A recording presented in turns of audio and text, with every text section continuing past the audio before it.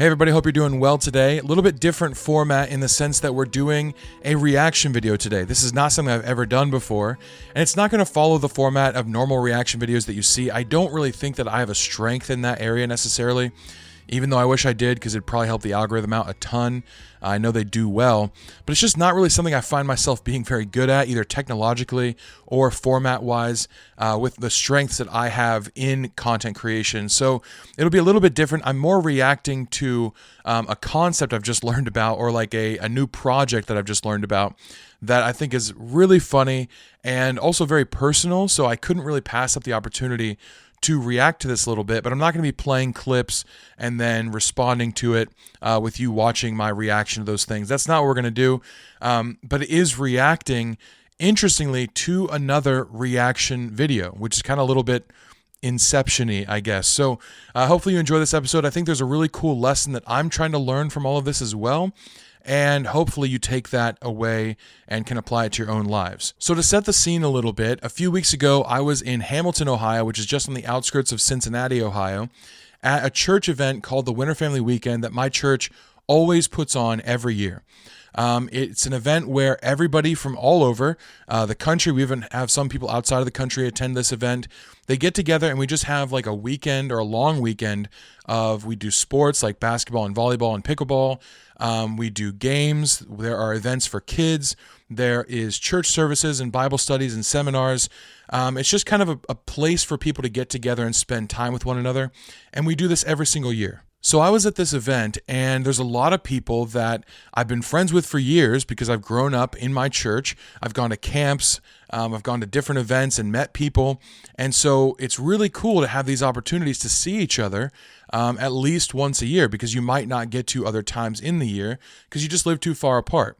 And so as soon as I check into the hotel and I'm looking around, there's all these people that I'm like, oh wow, I want to say hi to them, And I'm just making my way through the crowd.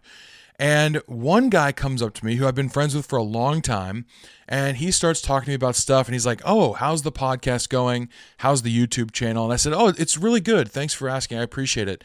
Definitely still a small channel, not anything crazy. I'm not like a millionaire with billions and billions of views, but it is growing slowly but surely, and I've appreciated the response from it. And even if it's a small channel forever, I've just really enjoyed the opportunity to be able to study the Word of God and present it to people. And even if I make just a small impact, I'm just really appreciative of that, because I try and take this stance of I'm going to put in the work, but it's up to God to provide the increase. And if he'd like to do that, wonderful. And if he wants that increase to remain a small yield, then that's fine too. But I'm really enjoying it. So thank you for asking. He's like, yeah, I've checked out a few of your episodes. I really enjoy it too. I think you're doing a great job. And that was really nice. But then he said something that I thought was really strange. He said, oh, I love the new project you're working on with your friends, Brad and Ryan. Now, I had no idea what on earth he was talking about, because I am in fact not working on a new project with my friends Brad and Ryan.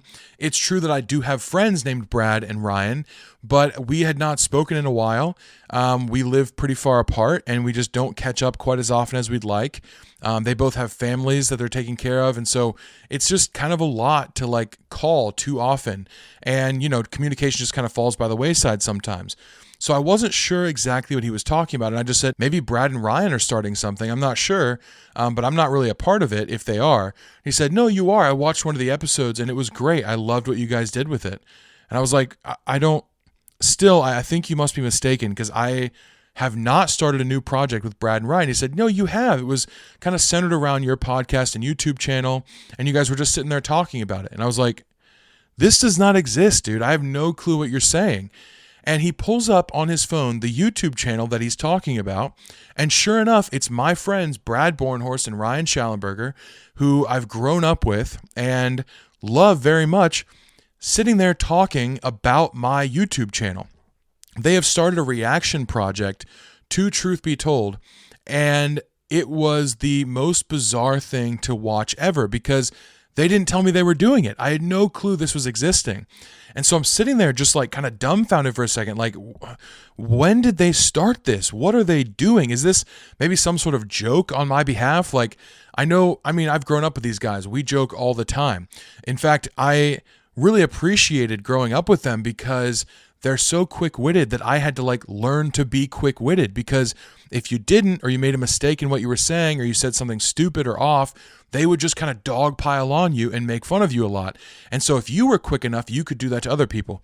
Sounds a little bit toxic, but it's just kind of how guys work sometimes. We like joking. We like making fun of one another. We like just kind of ribbing each other a little bit. And this is what we did. So any amount that I might be quick-witted or funny is in huge part due to these guys, because we just love to laugh, and sometimes that's at each other's expenses. So I thought, perhaps they're making a joke. That is very possible. And so I asked my friend that was telling me about this, are they laughing at Truth Be Told? Are they mocking it somehow? Is this just like a small channel they were going to reveal to me at some point as a joke?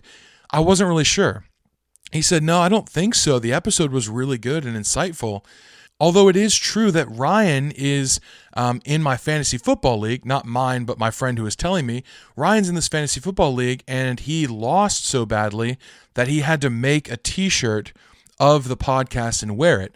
Now, I'm familiar with this fantasy football league. They are a bunch of really good guys, but they will play, and if you lose, you have to do a challenge or a punishment designated by the other players in the league. And so I thought, okay, so it's a joke that he has to make a t-shirt about their podcast, so perhaps the podcast itself is also a joke. And I hadn't had time to watch it or listen to it or talk with Brad and Ryan, and this joke idea made me think, okay, that's probably what it is. Otherwise, they would have told me about it. If they're trying to support me or like be kind and they find value in what I'm saying and they're actually producing a good product to be encouraging to me, or they think what I'm doing is good and they want to expose other people to it, you'd think that's a huge compliment. They'd want to share that with me. So I thought, okay, this is probably a joke, but it is the weirdest joke I have ever come across. Most of the time, people tell me they listen to Truth Be Told, and I'm still just kind of like, really? They're like, yeah, every single week I tune in. I'm like, this is so weird. I don't know how to react to this yet. I don't know how to respond to this. But to hear that someone that I'm close to, two people I'm close to, not only listen, but listen enough to have conversation and dialogue about it, and then do that often enough that they're like, we should just sit down and record this. That was so bizarre to me. I did not understand. Well, Ryan was not at the Winter Family Weekend, but Brad was. And so I found him as quick as I could, and I was like, Brad, what in the world is going on? He's like, so you've heard about it. So we talked for a little bit. Turns out, no, they are being incredibly supportive, incredibly kind. They just like the content and wanted to be not only an encouragement to me, but expose people to the content that I'm creating. And they have some really good insights. And so I watched some of these episodes and I'm like, these are fantastic. Like sometimes they bring up things that I didn't even think of myself, and it's just in discussion. So I love the project they're doing. I'm going to link to it below in case you want to check it out. It's called Reacting to Truth, and they have 2 episodes up right now, but they're working on a 3rd that's going to come out soon, and they've just started this, but they are really good conversationalists, and they're funny, and I think they bring a lot of life to this tiny project that I have going with Truth Be Told. But this did make me feel so weird. And this is where I want to get into the lesson part of it that I think I'm trying to work out for myself. Because initially, when people tell me they even listen to Truth Be Told, even though I'm putting in effort and work into this, I'm praying about what I'm producing, I still feel a little bit weird about people taking their time to listen to me. I feel like I don't really know that I'm an authority on any of this. I'm just a regular guy that loves the Bible, that loves God, that wants to share that with people, and hopefully make people less intimidated to study the scriptures and to draw near to God. That's kind of my main overarching goal. But it's kind of tough because your whole characterization of yourself then on this podcast is you're regular, you're just normal, you know? And so when someone takes you as any kind of authority or anyone worth listening to, that's hard, even though that's exactly what you want. You want the channel to do well, but it feels weird to elevate yourself. And so just a really difficult thing to kind of wrestle with that I'm always wrestling with. But seeing this really just knocked me off my feet. And I thought, this is strange. It's almost like getting a hug from somebody that you don't normally interact with that way. And you just kind of like hold there for a minute. You're like, oh, this is kind of strange. Like, are we huggers now? Do we do this? Is this okay? And it's fine, but you don't realize it's fine for a minute. You're just kind of shaken or caught off guard because the overthinking part of your brain starts to kick in and you think, do I need to feel any certain way about this or is this good?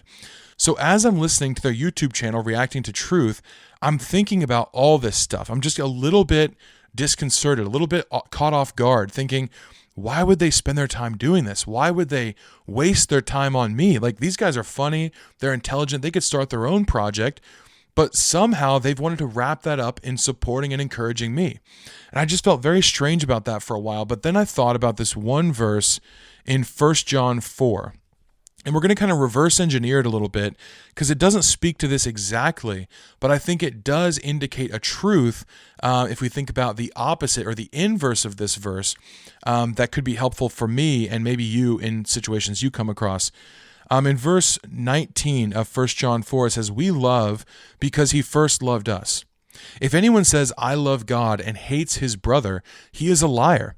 For he who does not love his brother whom he has seen cannot love God whom he has not seen. And this commandment we have from him, whoever loves God must also love his brother." So Christians kind of intuitively understand this idea that love for God and love for your neighbor are intrinsically linked somehow.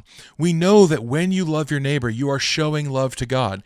Jesus covers this when he says, "When I was hungry, you fed me. When I was in prison, you came and visited me. When I was sick, you took care of me."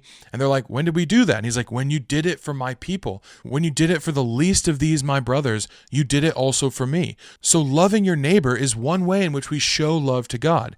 And when we love God in the right way, it means we're going to be showing love to our neighbor. But John is looking at this church and saying, you guys are having trouble loving one another who are right in front of you. How then can you love God who's far away from you? And I think there's two things going on here. One is it's a lot easier to love someone that's right in front of you.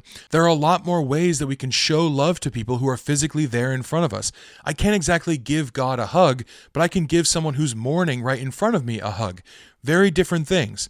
So that's going on, but also he's saying, how can you love God if you don't love your neighbor? Meaning, loving your neighbor is loving God. So by the very fact that you're not loving these people right in front of you, it shows that you're not appropriately loving God.